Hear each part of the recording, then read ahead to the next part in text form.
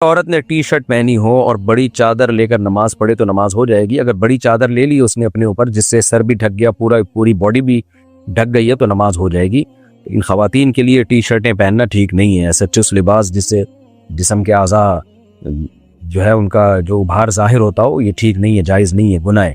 نبی صلی اللہ علیہ وسلم نے ارشاد فرمایا کہ قرب قیامت میں ایسی عورتیں پیدا ہوں گی کاسیاتن عاریاتن, جو لباس پہننے کے باوجود برہنہ ہوں گی. اللہ کے ہاں, اللہ کے دفتر میں برہنہ لکھا جائے گا کہ یہ بے لباس تھی.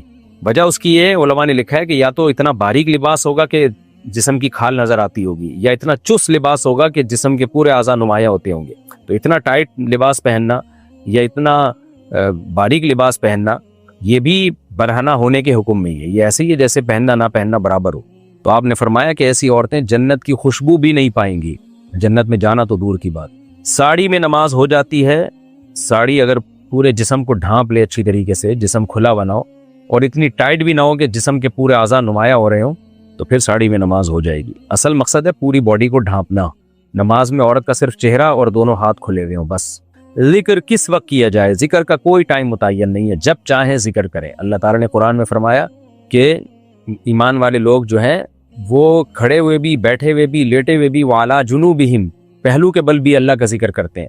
یذکرون اللہ قیاما وقعودا وعلی جنوبہم, اللہ کا ذکر کرتے ہیں چلتے, بیٹھتے, سوتے, لیٹتے ہوئے, ہر وقت کرتے ہیں. جتنا اللہ توفیق دے ذکر کریں.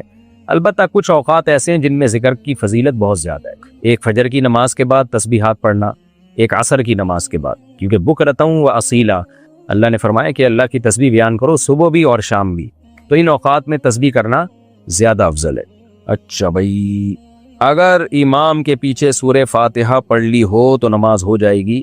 احناف کے نزدیک یہ جائز نہیں ہے کیونکہ صحیح حدیث کی مخالفت ہے. نبی صلی اللہ علیہ وسلم نے فرمایا من کان لہ امام فقراءۃ الامام لہ قراءۃ, جس شخص کا کوئی امام ہو تو امام کی قراءت مقتدی کے لیے کافی ہے. اور جہری نماز میں تو یہ عمل جائز ہی نہیں ہے. وجہ اس کی ہے, یعنی سری نماز میں بھی اس حدیث کی وجہ سے ہم کہتے ہیں کہ امام نے قراءت کر لی تو مقتدی کو قراءت کی ضرورت نہیں ہے. اور جو جہری نماز ہے اس میں تو قرآن کی صاف آیت موجود ہے, اذا قرئ القرآن فاستمعوا له وانصتوا لعلکم ترحمون, کہ جب قرآن کی تلاوت کی جائے تو خاموشی سے سنو اور خاموش رہو, غور سے سنو اور خاموش رہو تاکہ تم پر رحم کیا جائے.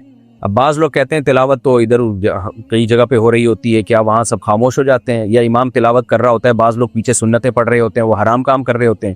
دیکھیں اس آیت کا مطلب یہ نہیں کہ مطلق تلاوت مراد نہیں ہے. یہ وہ تلاوت جو آپ کو سنانے کے لیے کی جا رہی ہو, اس تلاوت کا سننا واجب ہے. جیسے خطبے میں تلاوت ہوتی ہے, وہ جو خطبے میں بیٹھے ہوئے لوگ ہیں ان کو سنانے کے لیے کی جاتی ہے, تو ان پر واجب ہے کہ وہ خاموشی سے سنیں. اسی طرح نماز میں جو امام تلاوت کرتا ہے مقتدیوں کو سنانے کے لیے کرتا ہے, تو جو مقتدی ہیں ان پر واجب ہوگا کہ وہ اس قرات کو خاموشی سے سنیں. تو اس میں علی الاطلاق تلاوت داخل نہیں ہے کہ کہیں بھی کوئی قرآن کی تلاوت لگی ہوئی ہو.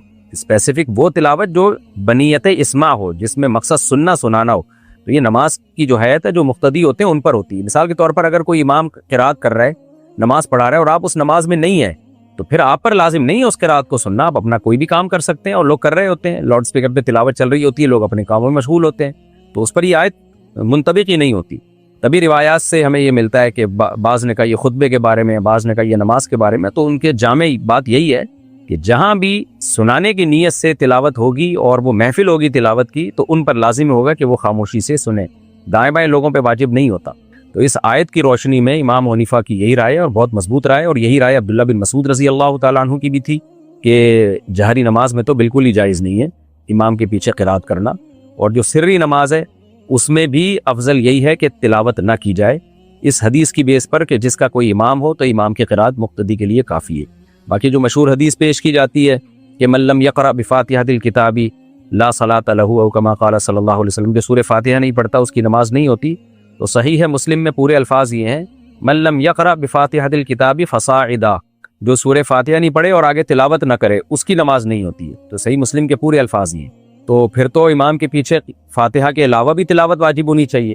تو وہ کیوں ہم واجب نہیں کرتے؟ اس لیے کہ امام کی تلاوت مقتدی کے لیے کافی ہے. تو اب اس حدیث کا مفہوم واضح ہو گیا کہ حدیث میں جو آتا ہے نا, جو فاتحہ نہیں پڑھتا اس کی نماز نہیں ہوتی, تو امام نے جب فاتحہ پڑھ لی تو مقتدی کو یہی کہا جائے گا یہ پڑھ چکا ہے, تو اس سے وہ نماز مراد ہے جس میں سرے سے فاتحہ ہو ہی نہیں، نہ امام نے پڑھی ہو نہ مقتدی نے پڑھی ہو، تو اس میں ہم کہیں گے کہ اس نے فاتحہ پڑھی نہیں ہے، کیونکہ امام کا پڑھ لینے سے یہ کہا جائے گا مقتدی نے بھی پڑھ لیا، یہ بھی حدیث ہی سے ہے، اپنی طرف سے ہم نہیں کہہ رہے، حدیث سے ثابت ہوتا ہے کہ من کان